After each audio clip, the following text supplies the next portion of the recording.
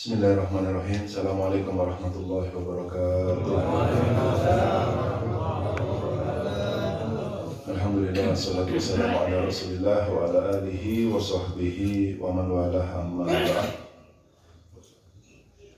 Hadratul kiram, para habaib, saudara saya Habib Muhsin bin Abdullah Segaf dan seluruh asatidz yang ada di tempat ini, hadirin hadirat para pecinta majelis ilmu yang dimuliakan oleh Allah Subhanahu wa taala. Puji syukur kehadirat Allah Subhanahu wa taala yang telah memampukan kita di tempat pemberiannya. Semoga dengan majelis-majelis ini bertambah keyakinan kita kepada Allah Subhanahu wa taala sebagai bekal kita dan persiapan kita untuk berkumpul dengan orang-orang yang mulia di bawah bendera manusia yang paling mulia, yaitu Nabi Muhammad SAW. Salawat dan salam kepada imam dunia akhirat kita Rasulullah SAW, dan semoga kita menjadi sebaik-baik makmum bagi sebaik-baik imam, yaitu Nabi Muhammad SAW. Ketika Allah Rasul SAW menerangkan tentang amal yang dilakukan oleh jawarih kita, panca indera kita, badan kita, maka beliau bersabda, al-hasanatu bi asyri amthaliha ila sab'i mi'ati dhifin ila ad'af katsira, kata beliau. Salat, puasa dan lain sebagainya itu beliau itu katakan, terangkan kepada kita bahwa yang namanya kebaikan yang kalian lakukan itu akan dilipat gandakan menjadi 10 ila sab'i mi'ati dhifin, sampai 700 kali lipat, ila ad'af katsira, dan kelipatan yang sangat banyak sekali. Namun ketika menerangkan tentang amalan yang dilakukan oleh hati kita, maka Allah Subhanahu wa taala berfirman di dalam Al-Qur'an, innama yuwaffas sabiruna ajrahum bighairi hisab. Bahwasanya hanya saja akan diberikan balasan orang-orang yang bersabar dengan tanpa ada hitungan atau kelipatannya. Maka orang menjadi dekat itu dengan amalan yang dilakukan oleh badannya dan juga dengan hatinya.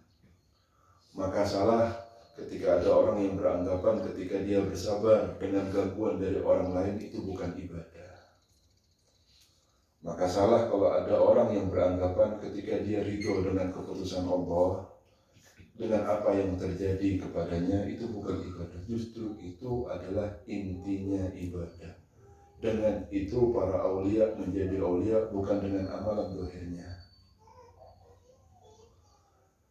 Karena Allah Subhanahu wa taala berfirman, hal jazaa'ul ihsan illa, dan yang namanya kebaikan akan dibalas kebaikan pula oleh Allah Subhanahu wa taala.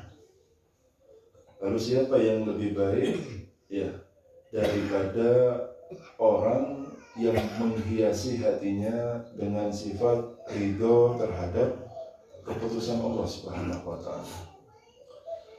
Karena balasan dari orang-orang yang ridho dengan ketentuan Allah akan mendapatkan keridhoan dari Allah Subhanahu wa taala. Ketika menerangkan surga tertinggi, surga Firdaus yang bernama Jannatul Aden. Aden ini surga yang ada di Firdaus yang paling tinggi.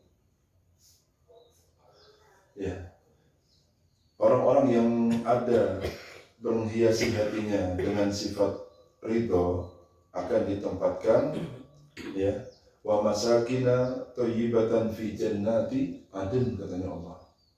Tapi di balik pemberian Allah yang sudah masuk ke dalam surga Aden ini, Allah lalu menerangkan wa ridwanu minallahi akbar. Tetapi ridhonya Allah kepada mereka itu jauh lebih besar daripada pemberian Allah kepada mereka dengan masuknya mereka ke surga Aden. Dia tahu bahwa puncak dari apa yang kita cari seharusnya ridhonya Allah. Allah sendiri menerangkan kalau ridhonya Allah jauh lebih besar pemberian Allah yang berupa ridhonya Allah kepada mereka itu jauh lebih besar daripada ketika Allah memberikan hadiah surga Aden kepada mereka. Makanya waridwanu minallahi akbar. Ini sama persis seperti ini. Seperti ayat Al-Quran yang mana Allah Subhanahu wa ta'ala berfirman, Inna sholata tanha 'anil fahsya'i wal munkar. Lalu apa tulisannya? Waladzikrullahi. Karena ketika berbicara tentang zikir, menurut orang-orang yang ahli zikir itu musahadatul madhkur, menyaksikan orang yang kita sebut atau zat yang kita sebut, yaitu Allah. Ketika kita ingat zat yang kita sebut, sekarang kita sedang mengingat Allah Subhanahu wa ta'ala. Ya, pengikatan kita kepada Allah baik di sholat atau di luar sholat itu lebih besar daripada zat sholat itu sendiri kalau tidak dibarengi dengan ingatnya kita dengan Allah. Kapan sholat itu menjadi agung? Ketika kita ingat bahwa di dalam sholat kita mengingat Allah. Itu yang pertama.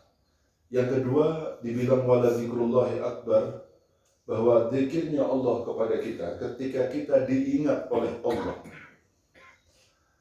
Yang lain, kita mengingat Allah. Waladzikrullah, benar-benar zikirnya Allah kepada kita, ingatnya Allah kepada kita, itu jauh lebih besar daripada ingatnya kita kepada Allah. Karena ketika kita berzikir kepada Allah, yakinlah pada saat itu bahwa Allah sedang mengingat kita.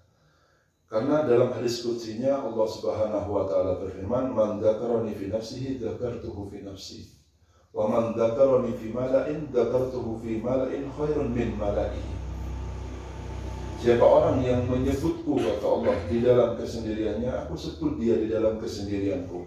Namun sebaliknya, siapa orang yang menyebutku di dalam halayak ramai, maka aku akan menyebutnya di dalam halayak yang lebih baik daripada perkumpulannya.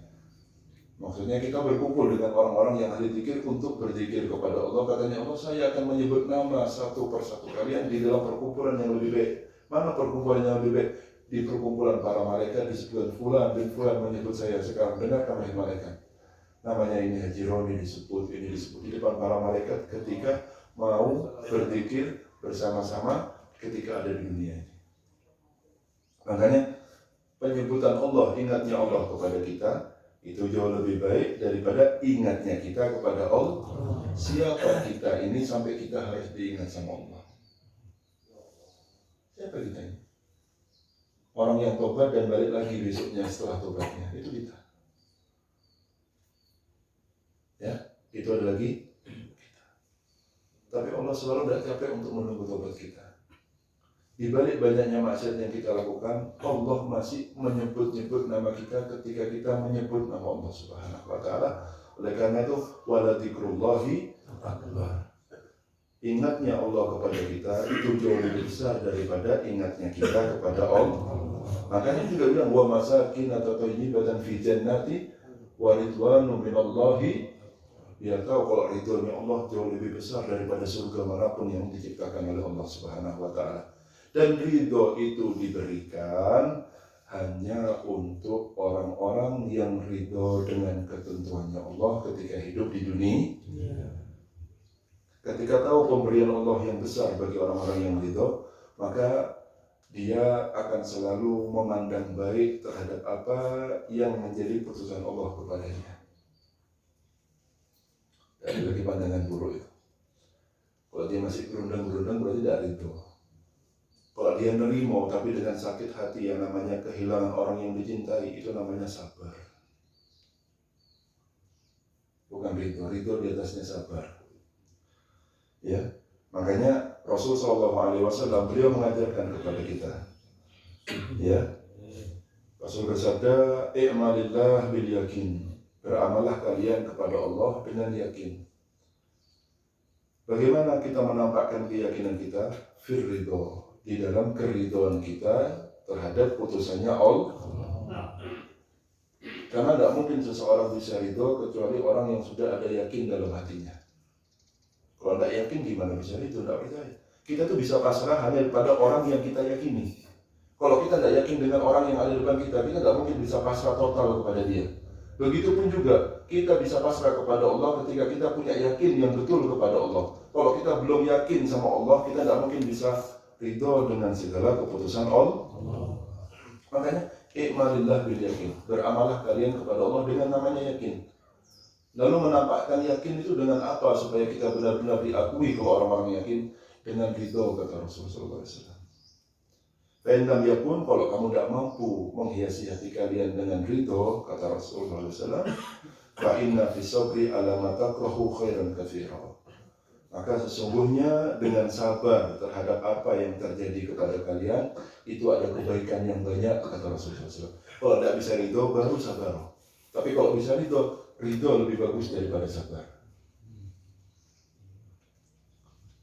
Paham ya? Kalau tidak bisa ridho, baru sabar. Di bawahnya itu. Ya. La ilaha illallah Muhammadur Rasulullah.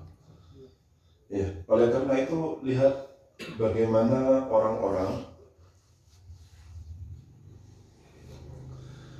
yang mereka itu sibuk secara totalitas di dalam pengabdiannya kepada Allah, maka dia, apalagi orang-orang yang hidup di akhir zaman ini, akan dicukupi kebutuhannya dunia sampai akhirnya.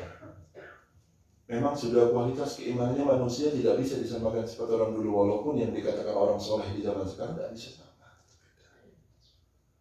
Umatnya Nabi Muhammad sama umat dulu saja beda. Umat dulu tidak boleh yang ngambil namanya harta rampasan berserang. Katanya Allah, saya sekarang apa yang tahu, apa yang ada bagi kalian, maka sekarang saya halalkan bagi kalian yang namanya harta rampasan perang. Dulu tidak boleh. Kalau dulu satu orang laki-laki dalam perang, orang yang beriman kuat keimanannya dihitung lawan 10 orang kafir ketika memerangi. Sekarang tidak, 1 lawan 2 saja. Itu kalau menang lagi masih lawan 2.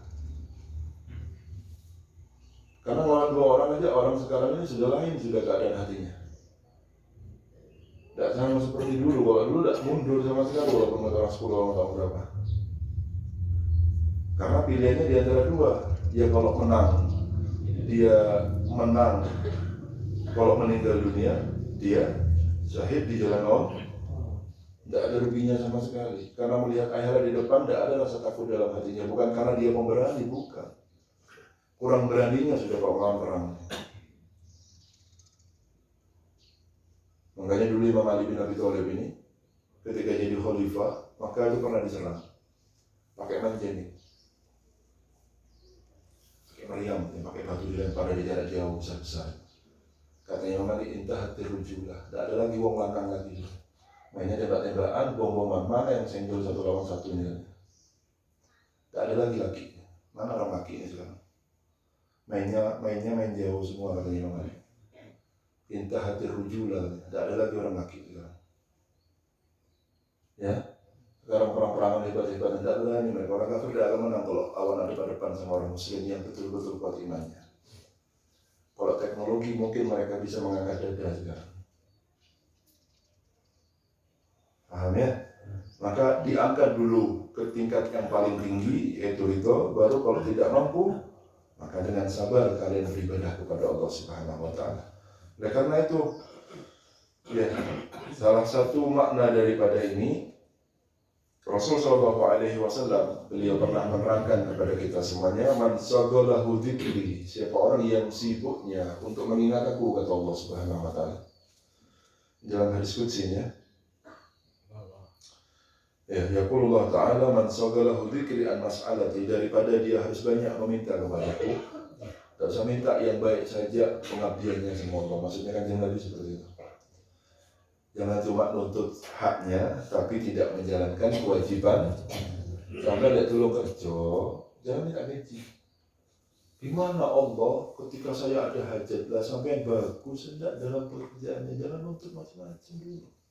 Yang bagus. Itu omongan orang-orang yang bisa membuat orang kufur kepada Allah Subhanahu. Katanya Rasul SAW, kata Allah dalam hadis qudsi, a'taituhu afdala ma u'tisailin, orang yang sibuknya untuk mengingatku daripada harus banyak meminta kepadaku, akan aku berikan yang lebih baik dari semua para peminta-peminta kepada orang ini. Mintanya apa? Sebutkan permintaan manusia. Ini dunianya, akhiratnya, anak-anak soleh, anak ini, semua permintaan itu akan aku berikan yang lebih baik daripada semua para peminta-peminta kepadaku, yang sibuknya hanya untuk memperbaiki ubudiyahnya, zikirnya kepadaku. Lalu dikatakan oleh Habib Thalib Al-Makki bahwa yang diberikan kepada orang-orang yang sibuk untuk mengingat Allah daripada harus banyak nuntut dan minta kepada Allah, yaitu ridho yang bersemayam dalam hatinya. Apa? Ini namanya samaratul amal, buah daripada amal. Amal itu kalau baik sampean Pak, betul ibadahnya, maka akan berbuah ridho, berbuah tawakal, ya, berbuah qanaah, itu buahnya amal. Kalau sampean beramal tetap ujub, tetap sombong, tetap riya, berarti kalian belum berkualitas di dalam amal yang kalian lakukan. Ya, karena orang-orang yang meminta itu semuanya minta ampunan, diampuni. Tapi ini kalau orang yang betul-betul dalam pengabdiannya akan diberikan yang namanya ridho, dan itu adalah sebaik-baik pemberian dari Allah Subhanahu wa Ta'ala. Itu adalah pemberian Allah yang paling agung. Yakin, yang dengan yakin itu buah paling tampaknya adalah ridho. Oleh karena itu Allah Subhanahu wa Ta'ala berfirman dalam Al-Quran, radhiyallahu anhum wa radu dzalika liman khasyiya rabb. Yang pertama itu bukan radu anhu wa radhiyallahu anhum, enggak, tapi radhiyallahu, Allah meridhoi mereka, dan mereka itu dengan ridhonya Allah menjadi orang-orang yang ridho dengan keputusannya Allah. Berarti apa? Ridho, kita bisa ridho setelah Allah ridho kepada kita. Dengan apa kita mendapatkan ridho itu? Mereka adalah orang-orang yang khasyiya rabbah, orang yang takut kepada Tuhan. Tidak mungkin seseorang takut kalau dia tidak mempunyai ilmu. Tanpa ilmu orang tidak kenal. Yang dengan kenal itulah orang akan menjadi takut. Mau takut dari mana orang kalau tidak kenal? Orang yang belum takut walaupun dengan banyaknya ilmunya, dia tidak bisa dikatakan orang berilmu. Karena ilmu itu landasan dari semuanya. Banyak salah pengertian. Kadang-kadang salah ngomong orang-orang ini. Perasaan orang-orang awam itu kadang-kadang bermain di sini. Kau yopo ake ilmu nilai ke orang akhlaki. Dikatakan bahwa al-akhlak fokot ilmu. Yang namanya akhlak itu di atas ilmu.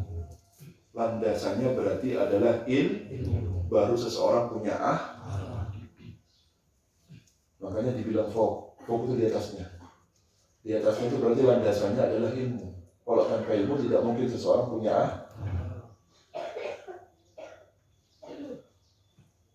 Kenapa? Karena akhlak baik dan baik itu punya poros. Porosnya adalah Nabi Muhammad SAW.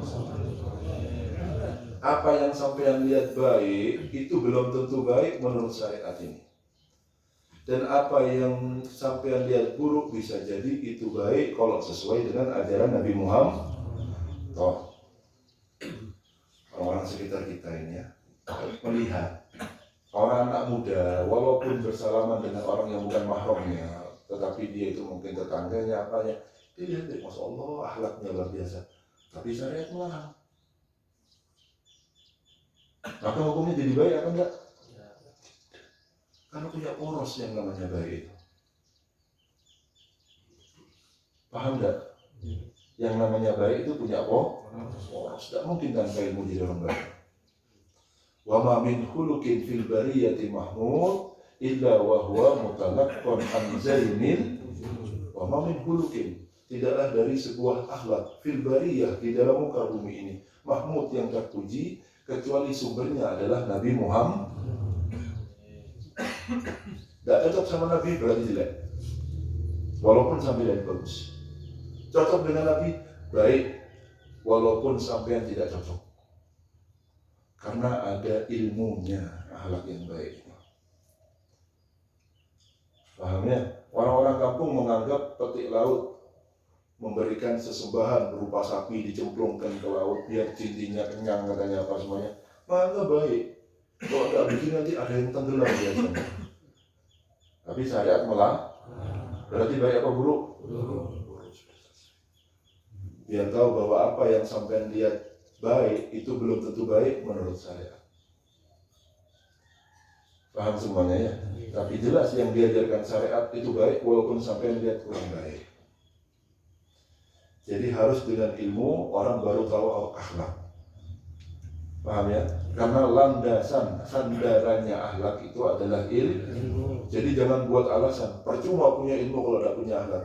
Tidak mungkin punya akhlak kalau tidak punya ilmu, itu yang betul. Alangkah indahnya ilmu kalau dihiasi dengan jadi sempurna dia. Punya ilmu terus akhlaknya bagus, istimewa berarti.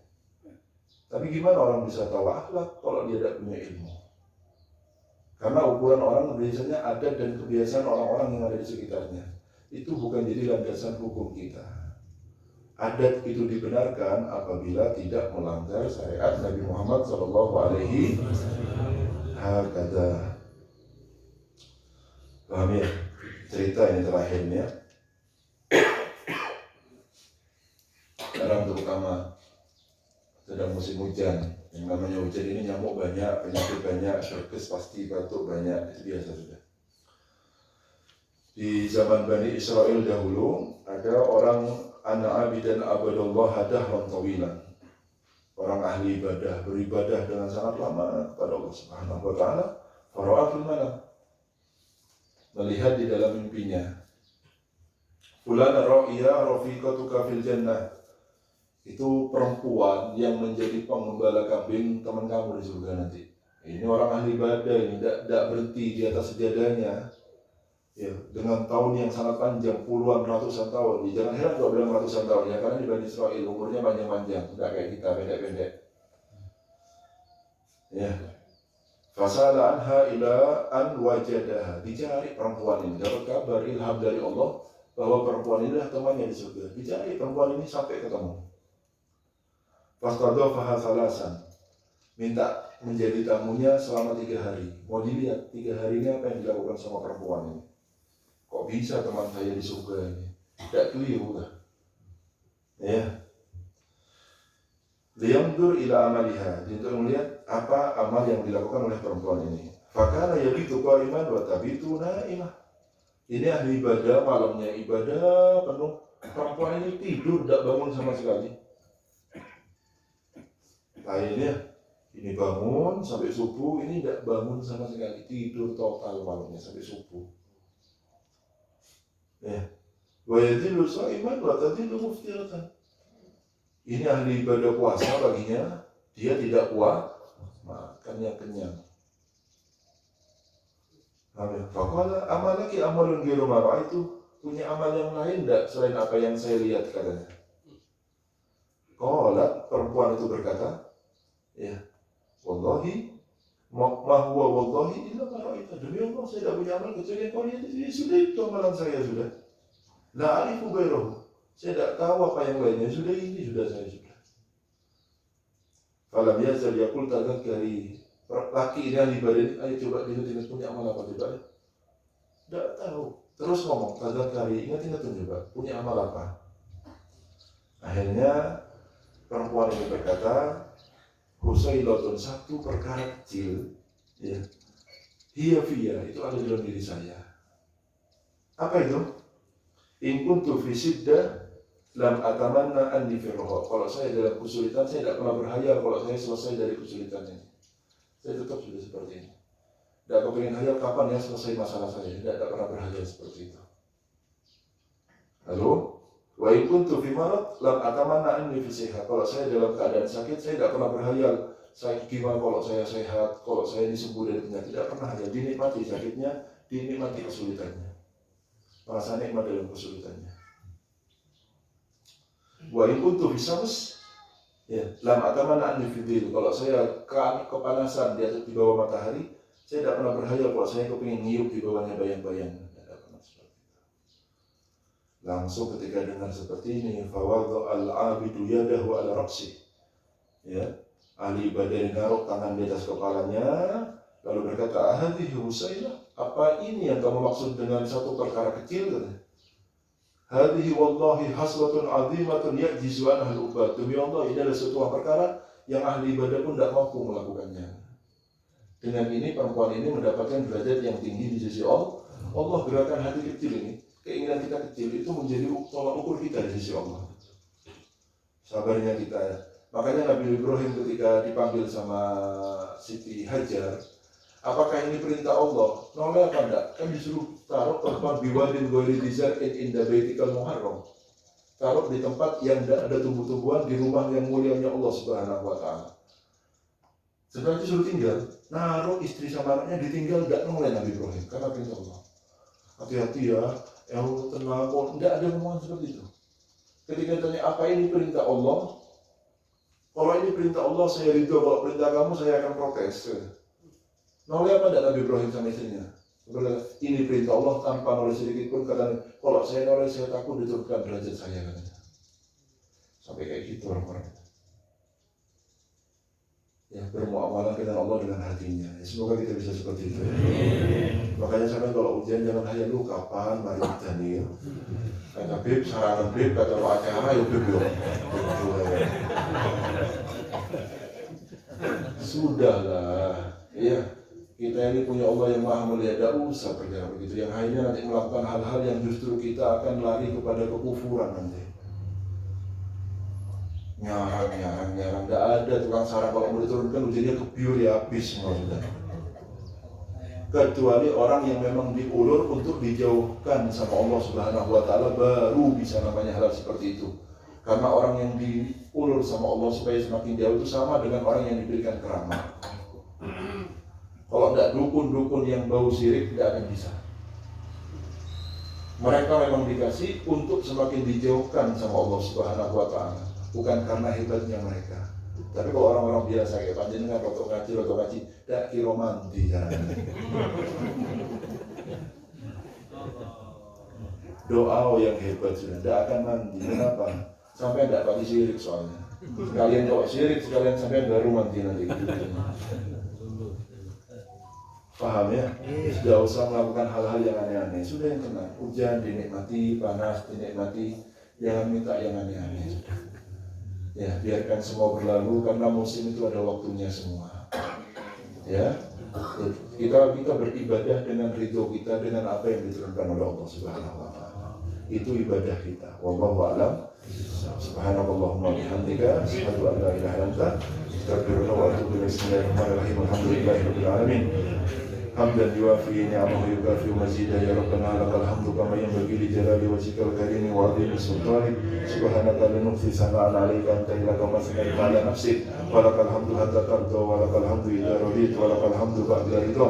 Allahumma shalli ala sayyidina Muhammad salatan taghfiru biha dzunub wa tuslihu biha al-qulub. تنطلق بها العصوب وتلين بها السؤوب وعلى آله وصحبه ومن إليه منسوب. اللهم اجعل جمعنا هذا جمعا مرحوما وتفرقنا من بعد هذا تفرقا معصوما ولا تجعل فينا ولا معنا شقيا ولا محروما. نسألك في ساعتنا هذه تحضر ساعة قلوبنا واجعل قلوبنا محلا لنظرتك العلية تهول أحوالنا إلى حسن حال. يا مهول الأحوال حول لنا والمسلمين إلى حسن حال. وكلنا من ديوان السقاوة إلى ديوان السعادة الكبرى سرمدية بدية برحمتك يا أرحم الراحمين. اللهم اجعلنا من الذاكرين واجعلنا من الراضين واجعلنا من الصابرين واجعلنا من الشاكرين واجعلنا من المتقين واجعلنا من الخاشعين واجعلنا من المخلصين واجعلنا من عبادك الصالحين وارحمنا برحمتك يا أرحم الراحمين. اللهم أخرج من قلوبنا كل قدر للدنيا وكل محل للحلق يميل بنا إلى معصيتك ويشغلنا عن طاعتك ويحول بيننا وبين تحقق بمعرفتك الخاصة ومحبتك الخالصة. اللهم بارك في أولادنا واحفظهم ولا تضرهم ووفقهم لطاعتك واجعلنا وإياهم جميعا مفاتيح الخير ومغالق الرزق واجعلنا وإياهم قرة العين لسيد الكونين. اللهم احفظ أولادنا واجعلهم من العلماء العاملين على الفائزين بحق اليقين وعين اليقين والعلم اليقين برحمتك يا أرحم الراحمين. واختم لنا ولهم جميعا بالحسنى وأنت راض عنا، واجعل آخر كلامنا عند انتهاء أجلنا قول لا إله إلا الله محمد رسول الله صلى الله عليه وسلم. أحيينا عليها يا حي وأميتنا عليها يا مميت وباسنا عليها يا بائس برحمتك يا أرحم الراحمين. بحق ربنا تقبل منا إنك أنت السميع العليم وتب علينا إنك أنت التواب الرحيم. ربنا آتنا في الدنيا حسنة وفي الآخرة حسنة وقنا عذاب النار. وصلى الله على سيدنا محمد وعلى آله وصحبه وسلم والحمد لله رب العالمين. بسر الفاتحة.